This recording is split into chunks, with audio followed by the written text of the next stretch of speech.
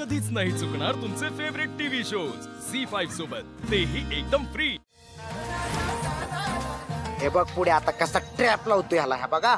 या या या तिकडून या, तिकडून या, तिकडून या। हा हा हा, दर दर दर दर दर तिकडून दर, तिकडून दर दर दर दर दर मारला। या बघ आता कसं वाचतोय बेटे। काय चाललंय तुमचं? हा, मोबाईल मुळे ना तुमच्यासारख्या पोरांचं नुकसान व्हायला लागले। दिवस रात्र बघाल तेव्हा त्या मोबाईल मध्ये तोंड घुपसून बसतात। दादा मला एक बोलायचं होतं। बोल की। म्हणजे तू कावणार नसशील तर बोलतो। बोल लवकर। दादा तुझ्या ऍक्सिडेंटच्या माग मला घातपाताचा संशय येतो या। माझं कशाला कोण घातपात करेल? तूच काही पुढे सोडू नको। अरे पुढे नाही सोडत आहे, खरंच सांगतोय मी।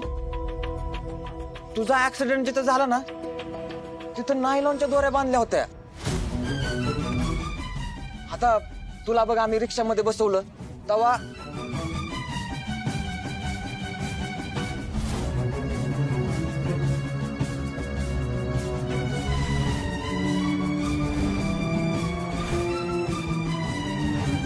तू गाडीवरनं पडावं, तुला लागावं म्हणूनच कोणीतरी त्या दोऱ्या बांधल्या असणार आहेत ना तिथं। अरे पण माझं कशाला कोण घातपात करेल? अरे तुला माहित नाही का तुझं वहिनीचं लग्न कसं झालंय ते? ती सरनोबत कशी आहेत माहित आहेत ना तुला? ती तुझ्या टपूनच असणार आहेत। परत आपलं वर्ण डॅडी ती तर कसलं चिडल्यात तुझ्यावर। दादा डॅडी पण तुझा जीव घ्यायला मागे पुढे बघणार नाहीत। अरे गुडगळ पडला काय तुम्ही? डॅडींबद्दल काय पण बोलायला नाही सांगतोय तुम्हाला। डॅडी असलं काय पण करणार नाहीत। अरे ते काय नुसतं म्हणाल डॅडी नाहीत, अरे बापाची माया पण आहे त्यांच्यात। तो माणूस म्हणजे फणसासारखा माणूस आहे तो, तुम्हाला नाही कळायचं। डॅडी ना एक वेळ माझ्यावर रागवतील, चिडतील, पण मला जीव घेण्याचा प्रयत्न कधीच करणार नाहीत। माझा काय कुणाचा जीव घेऊ शकत नाहीत। ते राहिलं पण त्यांचं ते कोडग पोरग शत्रू, हा तेव तर जीव घेऊ शकतो ना। अरे तो तरी कशाला घेईल? तुझा बहीण आहे त्याची, स्वतःच्या बहिणीचं कोण पुसल का असं सांग बरं। तुम्हाला ना एक गेम खेळून खेळून ना आयुष्य बी गेम वाटायला लागली। सगळी सगळ्यांनी मारत सुटतात असंच वाटतंय तुम्हाला? अरे नाही दादा। काय नाही दादा, उगाच नको तिथे डोकं लावू नका। जावा दोघांनात बसा, जावा जा।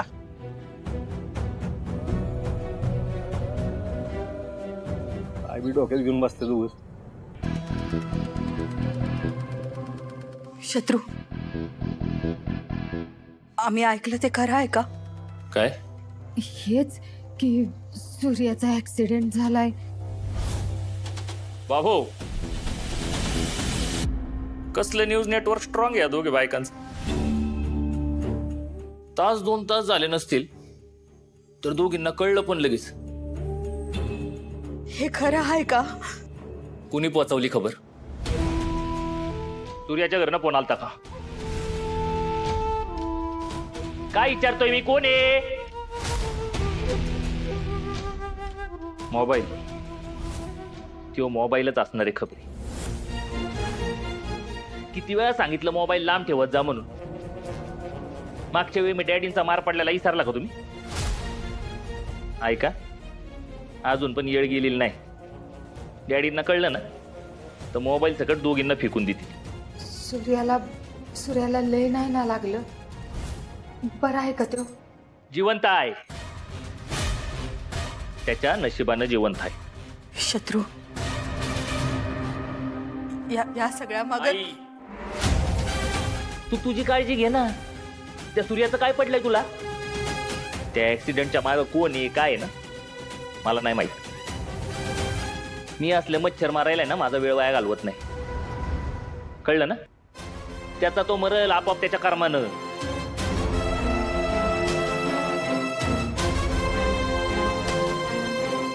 आणि अहो त्याला मारणं माझ्यासाठी अवघड नाही बरं। मच्छर चावायला लागला ना नाही तर कानापाशी गुणगुण करायला लागला ना त्याला जाग्यावर मारायचं असतं।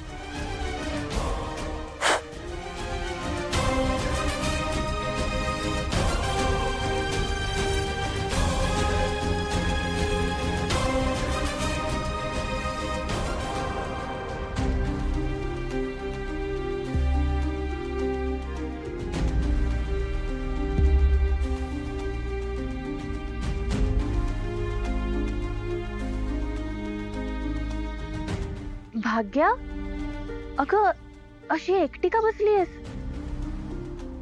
अगं काय झालं? कोण काय बोललं का तुला?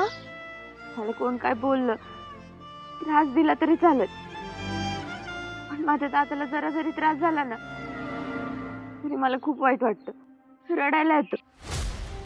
आणि आज तर त्याचा ऍक्सिडेंट झालाय. तू दाखवणार नाही, पण त्याला खूप त्रास होत असणार.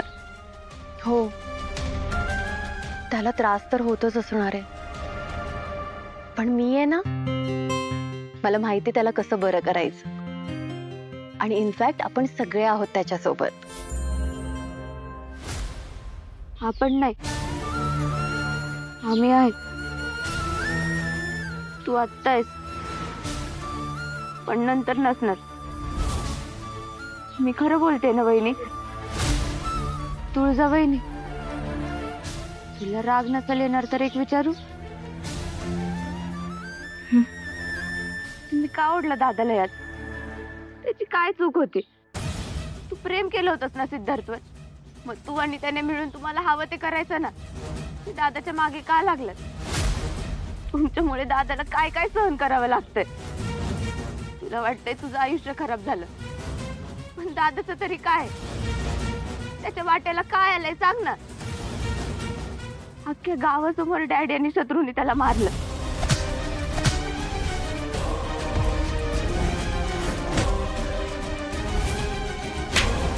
पण तो एका शब्दानं पण उलटून बोलला नाही, कुणाचा अपमान केला नाही, तुझ्याबद्दलची एकही गोष्ट कुणाला कळून दिली नाही. मागच्या काही दिवसात मी माझ्या दादाला रोज मनातल्या मनात तडफडताना बघितले. त्याची ही अवस्था नाही भगवत. तो आमचा श्वास आहे, आमची आई बाप सगळं तोच आहे ग. तुझ्यासाठी तुझं सगळं घर आहे,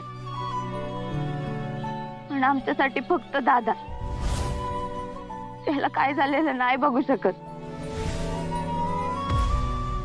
तुझं दुःख कळतंय मला भाग्या.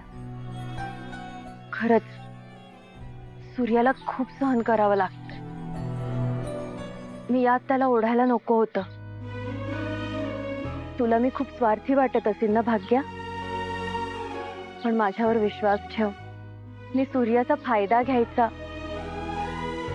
या हेतूने कधीच वागले नाहीये. पण आता मला जाणवतंय माझ्यामुळे त्याची किती फडफड झाली. पण त्यावेळी मला काहीच सुचत नव्हतं ग. मी माझ्या घर नावाच्या तुरुंगात अडकले होते. झी5 ॲप डाउनलोड करा आणि पहा सर्व एपिसोड्स एकदम फ्री.